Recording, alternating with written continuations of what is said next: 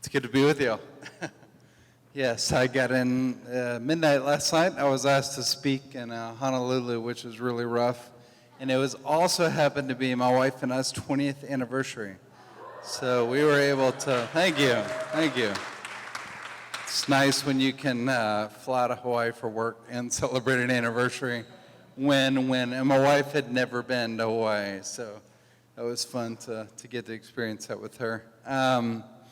So yes, I'm feeling a little jet lagged. Penny was just telling me, you look a little tired. I'm like, I'm very tired, but thankfully stress-free. So thank you, Charles. I love being here. I love just the name of this conference. I'm a person that definitely lives in ideas trust me when I say for the better or the worse. There's a lot of downsides to being an idea guy because a lot of ideas don't work. But thankfully, every now and then some do. In fact, I remember I had a big idea to build a hotel, which I'm about to talk about, but I had the idea on April 30th, 2012, and I remember coming to Ideation that year. Which city were we in? That's what I thought, yeah, Chicago. And I remember just being so nervous to tell Charles about the idea. You know when you have an idea that's so big, it just feels so stupid? Like, hey bro, I want to build a global hotel chain.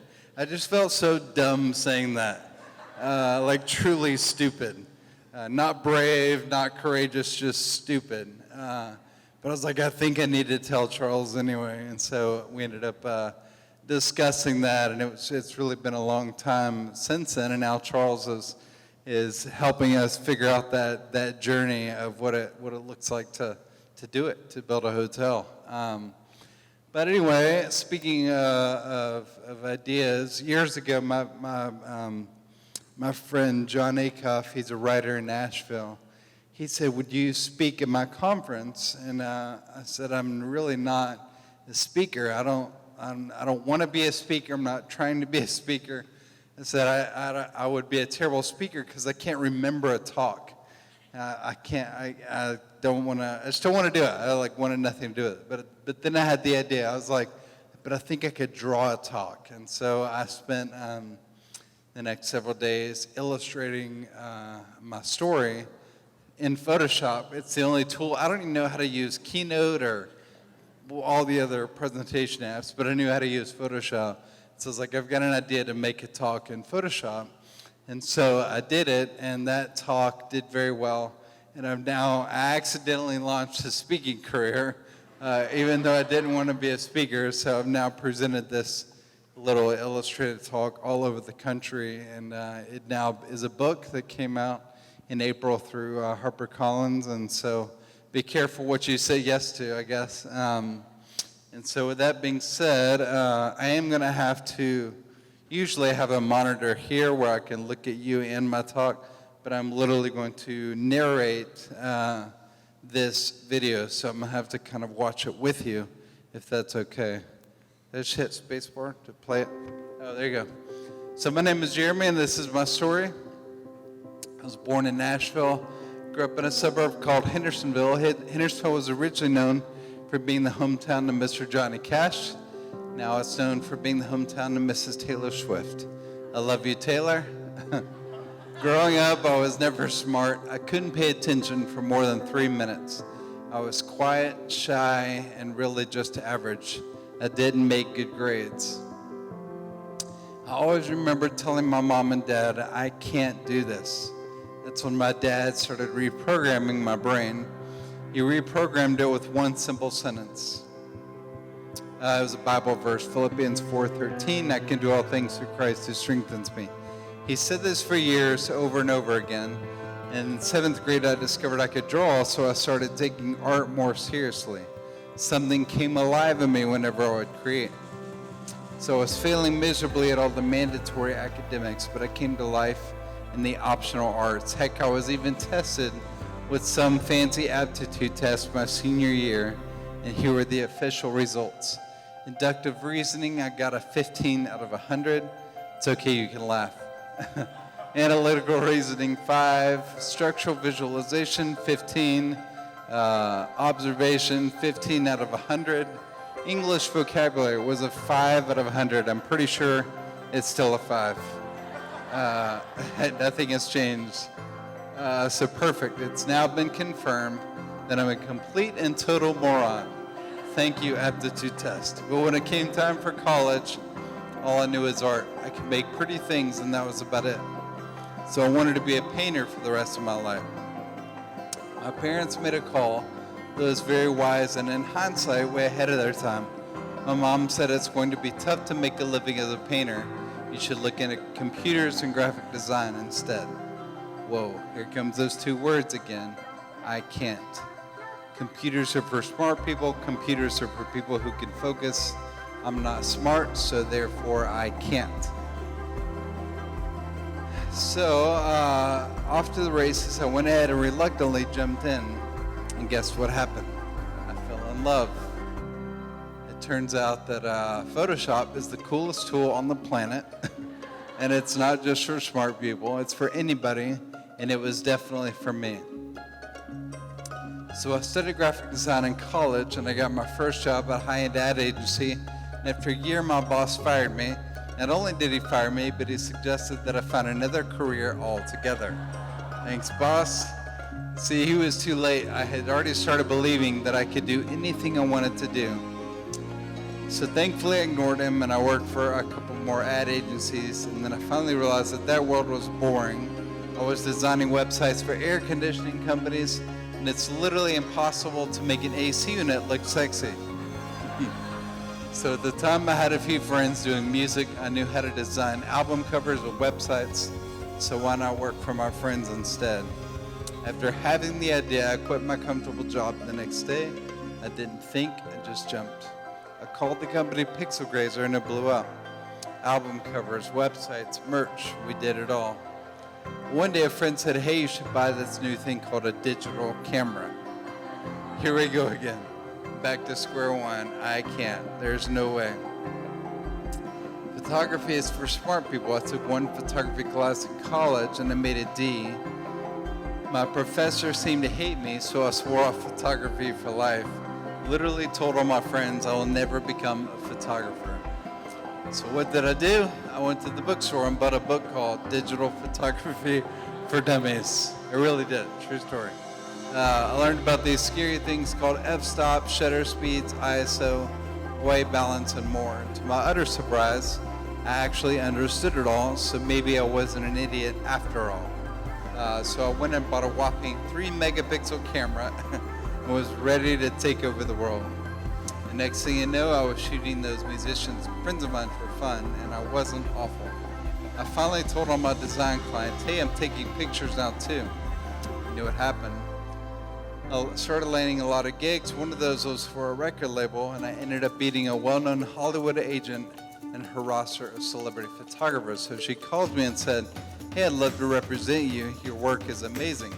You know how to light big sets, right? Yeah, totally. But I had never lit a big set before. So we signed a deal, and within weeks I was shooting for TV networks like E! and Fox, and then I got to shoot this guy named Sting. The immediate success was shocking. I went from amateur photographer to celebrity photographer in just a few months. Since then, I've now photographed a long list of celebrities. The Kardashians, Ryan Seacrest, Taylor Swift, Kelly Clarkson, Carrie Underwood, Gwyneth Paltrow, Charles Lee, and many, many more. Actually, I haven't photographed Charles yet. Toured the country with Britney Spears, long story. Photographed Obama on the first day of his presidency. Toured the country, documented the Pope's journey, apparently just the back of his head. My photos have now been published in ESPN, Sports Illustrated, Rolling Stone, Vanity Fair, all the magazines I ever could have dreamed of. Built a platform on social media early on. In July of 2015, Adweek named me one of 10 visual artists who are changing the way we see the world.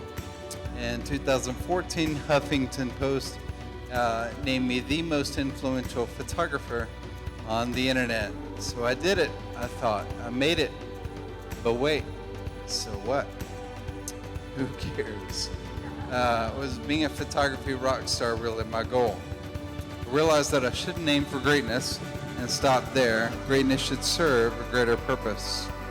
So what was my greater purpose? That led me to the idea of giving photos away to people in need. So I gathered together a few photographers and we spent the day at a gym doing just that, giving photos away.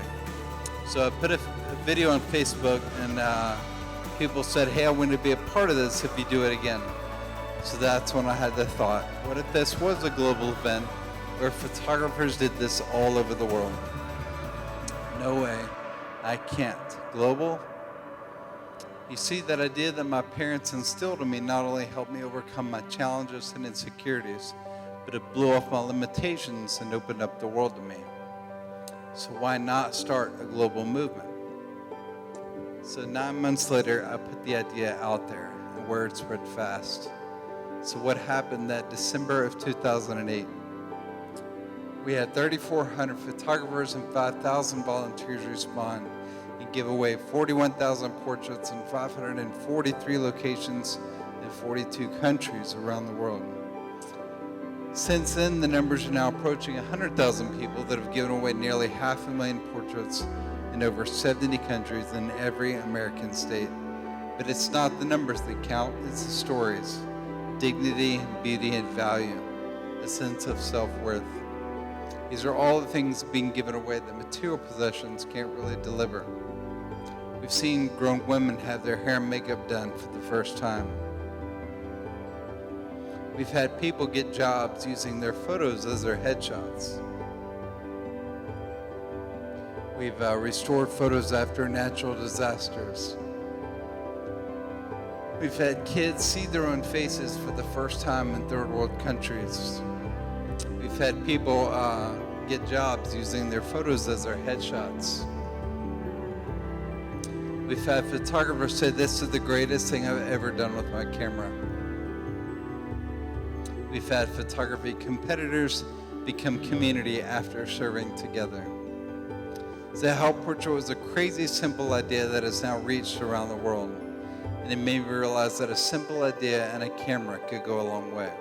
So how else could I help? So when the earthquake struck Haiti, I was dumbfounded. Couldn't believe my eyes. More importantly, I couldn't believe what the media was saying about it all. They just kept mentioning how many buildings had fallen, how many people had died. It was all stats. But what about the people? What about their stories, I wondered.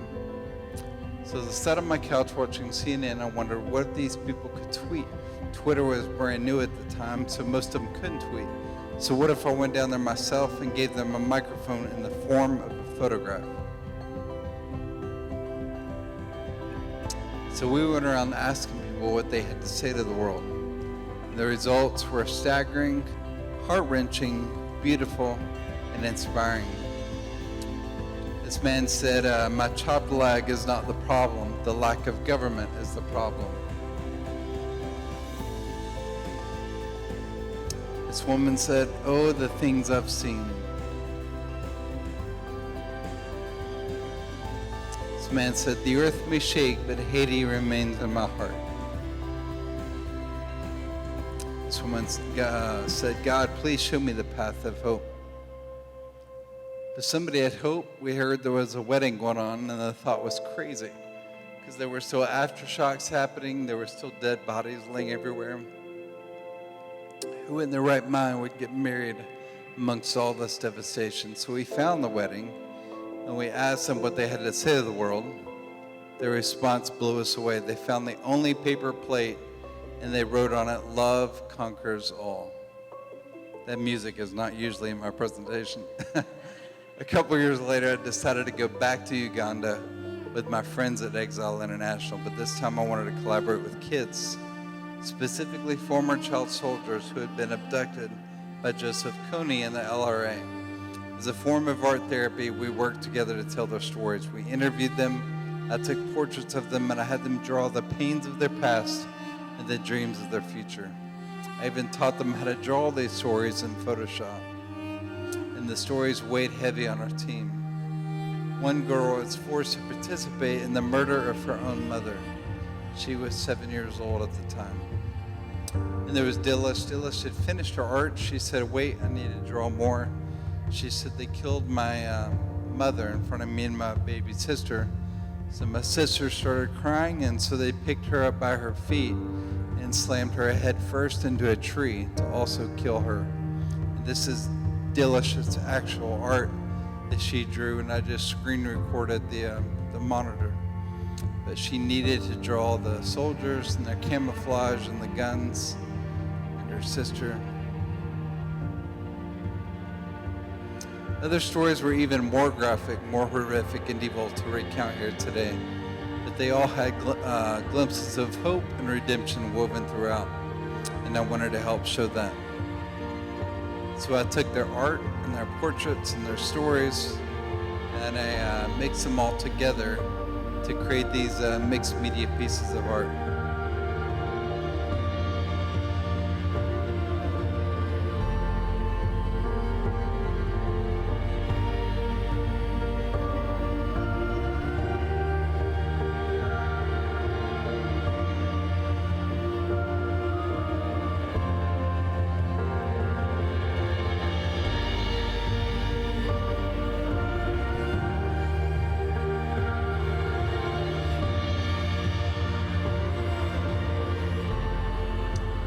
When they're finished, I would print them in my studio and continue drawing over them and painting over them to continue the collaboration between me and these kids.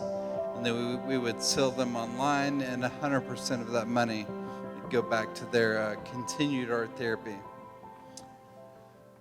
So another project I did in Gatlinburg, 2015, a fire ripped through in Gatlinburg and the surrounding areas. And the fire killed 14, injured hundreds, and destroyed 2,000 homes and businesses. So I wanted to do a project called Voices of Gatlinburg. I was sitting in church when I had the idea to fly a drone over in the scene and have a stark white mattress. Just the contrast I thought would be really telling. It's hard to show emotion from a drone, but I thought the stark white mattress would do the trick with the homeowner laying on the mattress. And so I found a crew, and the next thing I know I was in Gatlinburg, found some guys that own drones, and we were there with our crew. The first guy we met was named Kurt, and he was a local musician and built his home with his own hands, and was very well known locally. So that's me flying or learning how to use a drone and operate a camera. So I took a quick portrait of Kurt, and then found his little logo for his VW van. But then the first portrait I took of him on the mattress, I just cried. I'd never cried just looking at a screen. That's the vision I had in church. It was just the different way to tell the story was through these white mattresses. That's his former bedroom that he's laying in.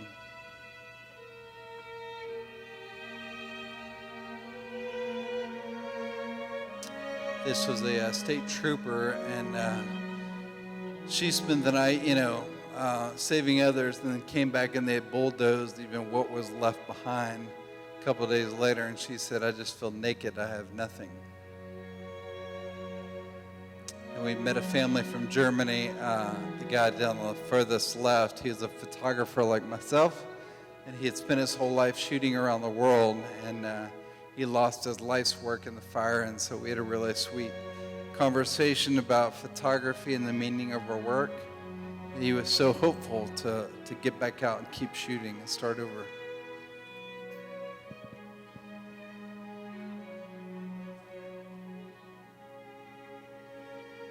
This is the mayor of Gatlinburg. I'll never forget talking to him on the phone. He was just weeping, and I was a total stranger at that time. But his city had lost so much, and he had lost his own home as well, that you see here.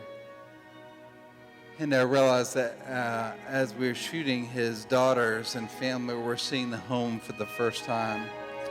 So that's his his daughter's crying over my shoulder there.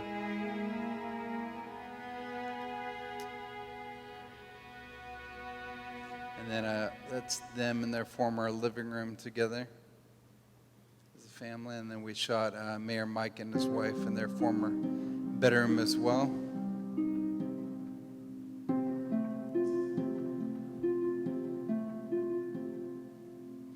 And the idea is to use the sun to cast a shadow over the entire family.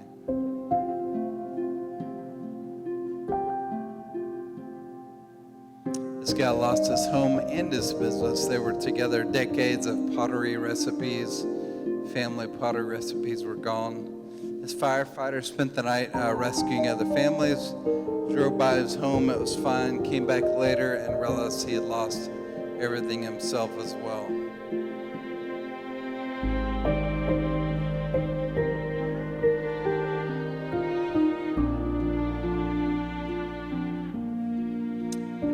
To help the local Latino community. They're really sad that they didn't have anything for Christmas. Thankfully, we were able to rally the local community together and provide a decent Christmas for their kids.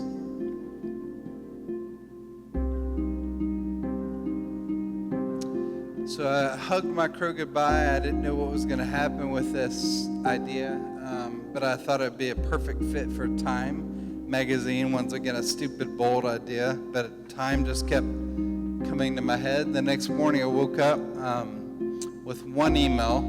It said, Jeremy, this is the photo editor at Time magazine. I've been watching your project. Its mission is clear. Do we have a few minutes to chat? Next thing I know, Time magazine is built a website around this project to raise. We built crowdfunding pages for everybody, so Time helped us raise a lot of money to rebuild for each of these people. Speaking of kids, my wife Shannon and I have 2 biological children. We adopted 2 more from Haiti as well. And you know what I tell them all the time? The same thing my dad told me, Philippians 4:13. Adoption's one of the hardest things we've ever done as a family, but also the most rewarding. My 2 older children have welcomed their new siblings with open arms, and our new children have overcome language and cultural barriers while learning to embrace life in an entirely new environment.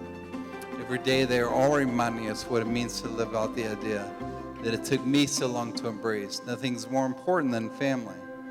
I not only have 2 supportive parents, but I have 2 older brothers as well. Well, several years ago we took our daughters to a daddy-daughter dance. That night, my brother, who's also a photographer, took just 1 photo of me and my daughter there. In return, I took just 1 photo of he and his daughter, Reese. Fast forward a few weeks, I was speaking at a photo conference in Vegas when I got a 911 text from my dad. He called and said, Mike just suddenly passed away of a heart attack. He was 43 years old.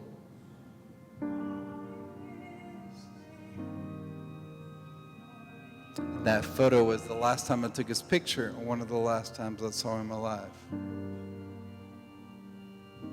So in the weeks and months that followed his passing, I began asking, what if I died tomorrow?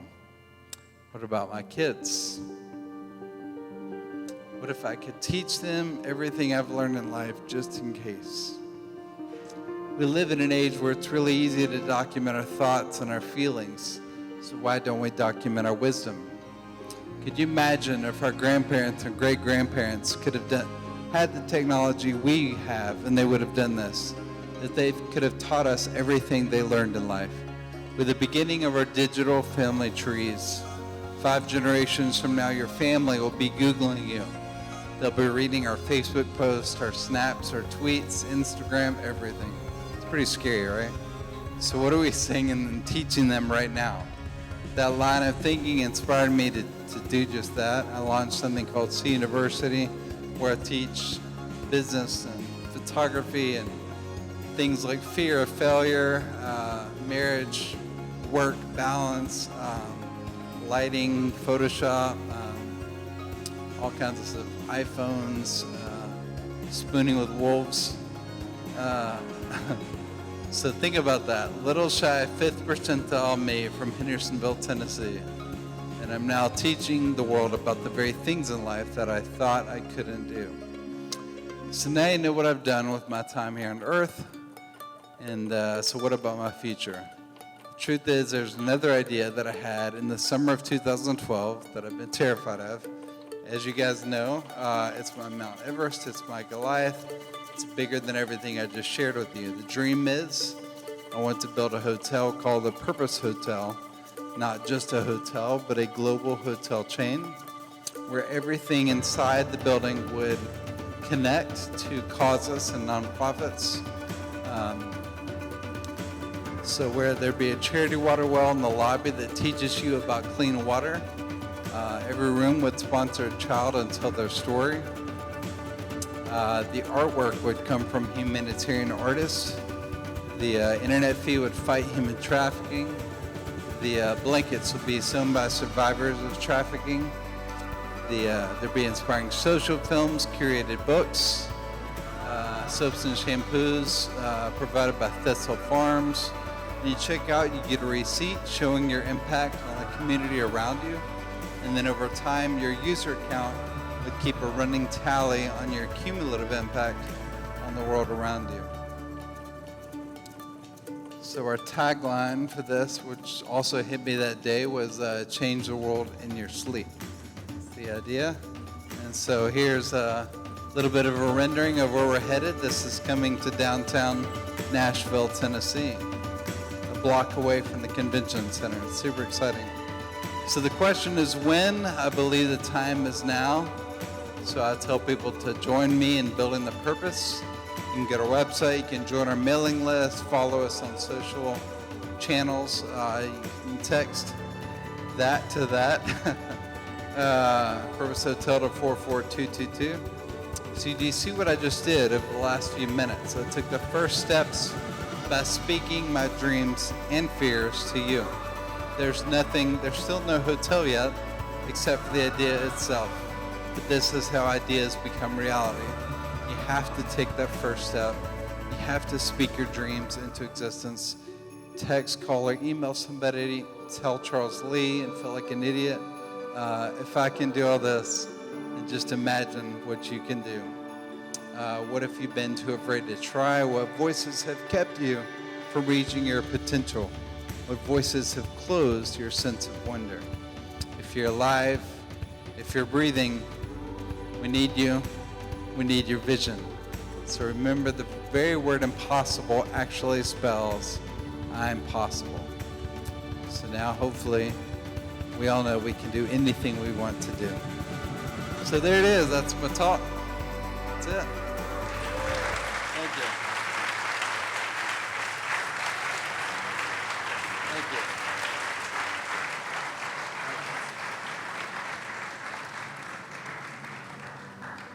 Thank you.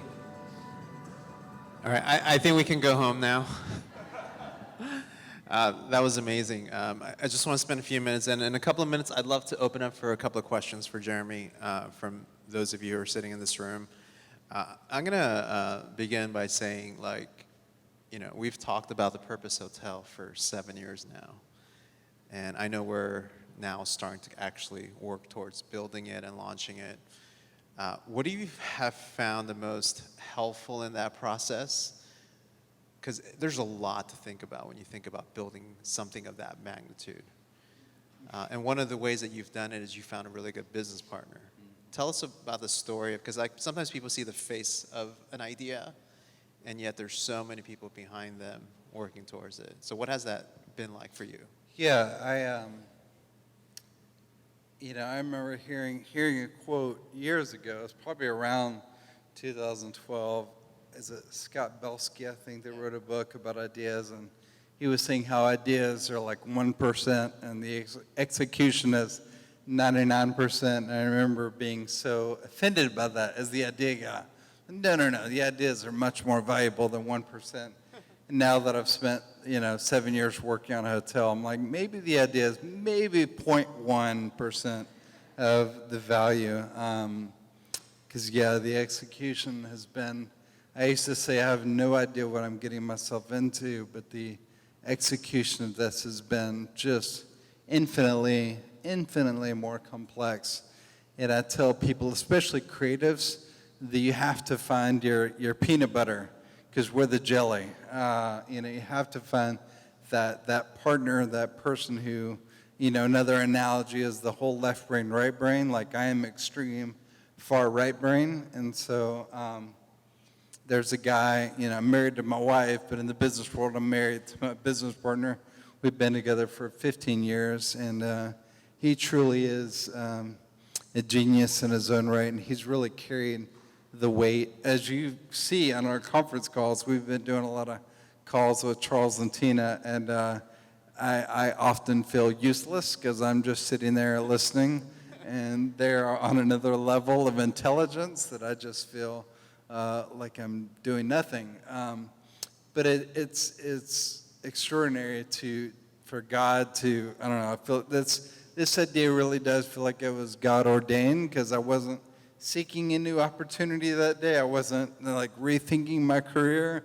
I have no interest in that moment, prior to that moment too, for the hospitality industry. So for an idea to come out of nowhere, I have to give credit to God, because that just wasn't me. So God has to bring the people to the table. He's brought Charles and Penny and my business partner, and it's just humbling and hard, and there are times I've wanted to just give up. Even this year, I've wanted to give up. And it's like I have to keep building my former career while I wait for this career to start. And so it looks really sexy and fun, and you're building a hotel, but it's been everything but sexy or fun. We didn't even do anything for 3 years. I had the idea, and I was so afraid of it that for 3 years I did nothing. So it's really been 4 years of work, but a lot of hard work. I know one of the great stories that has been a catalyst for the hotel moving forward is, I think Penny introduced you to a special gentleman who was from the hotel world. Horace, tell us a little bit about that story of meeting him, and you thought a couple of minutes that led to something else. So tell us, because there are times where we just kind of need favor from other people to get an idea executed. So tell us, I think that's a special story to share. Yeah, I need to share that story and the Santa Claus story. Yeah. Along the way, everybody says, you need to meet, you need to meet Richard Branson, you need to meet Oprah Winfrey. I'm like, yeah, totally. Can we just put God in the meeting and throw Bono in there as well? Those meetings always sound great in theory, but I'm just like, sure, I'm game for whatever. I'm just a little guy taking pretty pictures. Yeah, sign me up. But Penny was one who kept saying, you need to meet Horst Schulze. He's one of the founders of Ritz-Carlton. And I knew of Horst, but it still sounded like this far-fetched idea. But she actually made it happen, and so my business partner and I drove down to Atlanta, and Penny gave us a very sweet kind of warning about Horst. He's 78, he's been around the block, he's heard every hotel pitch on the planet probably, and I was excited for the experience. He's a little rough around the edges, he's very honest, and so I was like, this will be great. In the South, everybody's too nice to each other. So I kind of wanted somebody to just tear us apart, I thought it'd be awesome. And so we get in there, in the first 10 minutes, he literally ripped us to shreds. We hadn't even gotten into the idea really. He just saw the vision statement, didn't like how it was written, and it's just nothing but bad. And so we were about to literally shake his hand and walk out of the room. At one point during that 10 minutes, I wanted to show him the laptop, the deck, and he literally shoved the laptop almost off the table. And so I was like, oh, okay, that's all good. But before we shook hands to say goodbye, I was like, Horst, I'd really love to show you what we have prepared for you. And so as we started really explaining the idea, he just changed. He morphed into a different person. His eyes started lighting up, and he was standing up, and suddenly our 10-minute window turned into, 3 hours or so, and at the end of the meeting, he said, I personally want to manage this brand and oversee everything you're doing. And so now we're officially being managed by his new company, Capella, thanks to Penny over here. So you never know what's going to happen. It's pretty incredible. That's awesome. Tell us about, I love the Santa Claus story. So there's an incredible Santa Claus story behind the land you're going to be on. Yeah, so I shared in my video about Help Portrait, which was this thing where we serve the homeless. So talk about God working in mysterious ways. This is one for the ages. So in Nashville, for about the past 9 years, this guy has shown up every year, walks in quietly, dressed as Santa Claus. He literally grows his real beard for like 9 months just for this one day. Like he grows his beard all year just to be Santa. And I've never, ever really had a conversation with him other than, dude, you're an awesome Santa. Thanks for coming, you know. I don't even think I knew his name. Like he shows up right when he needs to be there and he leaves right when it's done, and I never knew anything about him. So this 2 years ago, 2 years ago, the night before Help Portrait, our land for the hotel fell through. So it was like devastating, like another year lost working towards a smaller boutique hotel in Nashville. So I was really bummed that morning. So I get to Help Portrait really early to set up my own gear, because the night before I wasn't able to because I had the hotel meeting. So I show up that morning, I'm by myself in this room bigger than this. I'm over in the corner setting up all my gear. Santa Claus walks in, and he's like, hey man, I heard you're building something special. I was like, well, I'm trying. I was like, I've got this idea for a hotel. He said, tell me the vision. So I told him the full concept of the hotel. He's like, man, I really love that. He said, and he's in his Santa suit, as we're speaking, I'm literally speaking to Santa Claus. And he said, so you have to like envision that. He said, I love the idea. He said, oddly enough, since 1974, I've owned 4 acres downtown Nashville, which is now next to the brand new convention center. If any of you know Nashville, you know how extraordinary that is. It's the most booming city in all of America right now. Amazon has just took over downtown. Like it is just, there is no land available. And somehow Santa Claus just happens to own 4 acres in the middle of it all. So he was like, would you have any interest in chatting? I'm like, duh. And the whole thing was like a Hallmark movie, because even like the light was on us, you know? And there's like, and we're sitting next to his chair where all the presents are, and it's just like me and Santa and the light. I'm like, are we in a Hallmark movie currently? Anyway, so fast forward a year and a half to 2 years of negotiations, and that's where the hotel is going to be, on Santa Claus's freaking property. And so, but rewind, like that story had been building, you know, almost a decade ago, when I had God planted the seed, why don't you serve the homeless at Christmas? You know, it's just amazing what can happen if you just follow those little whispers of ideas. That's good. Well, I think I want to open up for just a couple of minutes. If there are people in here that have a question for Jeremy, we could probably have enough time for maybe 2 questions or so. Anybody have a question for Jeremy? And I'll repeat it for the sake of the recording, but yes, April. You've got a dream that's only God decides. How do you manage your internal conversations? Yeah, so how do you manage your internal conversations when you have these big dreams?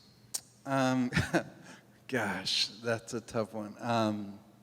I don't know. I mean, I just lots of prayer, lots of seeking guidance from friends and family. My wife has just been the rock, obviously.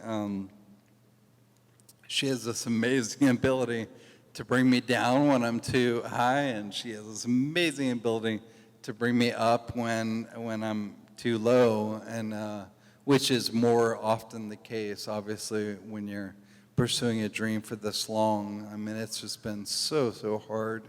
So I don't know. I just not well. I don't think I've managed it well, to be honest. My business partner has. My team has, team of advisors. I'm a 4. If any of your Enneagram people, I'm a 4, and so I'm all over the place emotionally. And so I'm quick to, this sucks, and this is awful, and it's never going to happen. You know, I'm that guy. But you just got to surround yourself with really wise, humble people. And I'm very good at knowing my weaknesses and identifying people whose strengths match my weaknesses. And so there's a lot of that going on for sure. Lots of seeking counsel. Great. Maybe one more question. This is your chance, Russell.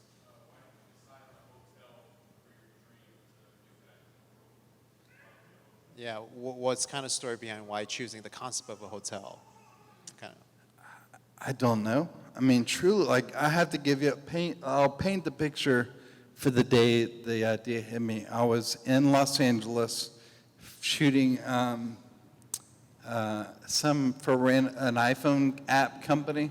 They hired me to photograph a model, and so we had a meeting at the Standard in Los Angeles. And so I get there that morning.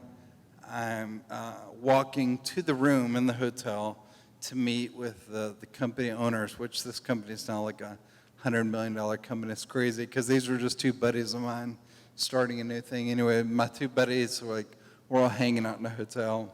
And I'm literally walking to the meeting, and the Standard had the room numbers designed like name tags. They just said, hello, my name is room 121. And I was like, oh, that's like a cool, clever, cute, you know, named room number.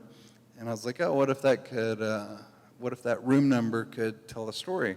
You know, what could the story be? Oh, it would be cool if it was child sponsorship.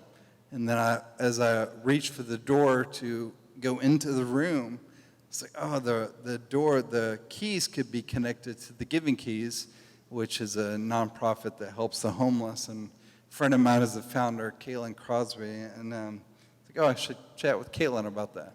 And then when I walked into the room, it was like the movie scene where everything changes. Like I saw the artwork and the blankets and the candles and the soaps and just the whole room. I could identify in a split second all the nonprofits that could be connected. So why, I don't know, God chose to just blow my mind that day. It wasn't me seeking a new career or whatever. It's like, well, I guess there's an idea for a hotel. And so I came home that day, have a lot of ideas. And my wife, I remember coming home to tell her, usually I tell her so many ideas that usually she's like, oh, babe, that's awesome. I'm going to go to Target. Can you take out the trash? You know, I'm like, did you hear anything I just told you? You know, and so I came home with the hotel idea thinking that she's going to be like, there is not a chance we're going to build a hotel. And so at like probably 20 seconds into the idea, she's just crying. I'm like, oh my gosh, I've got something that made my wife cry. And so she just fell in love with it immediately, and everyone else has ever since. And that's when you know you've got a special idea, something that, you know, is going to help a lot of people and then makes your wife cry, you know, all those things combined. So truly it wasn't a choice. It was just an idea that God gave me. Can we thank Jeremy for his time? Amazing story. Thanks.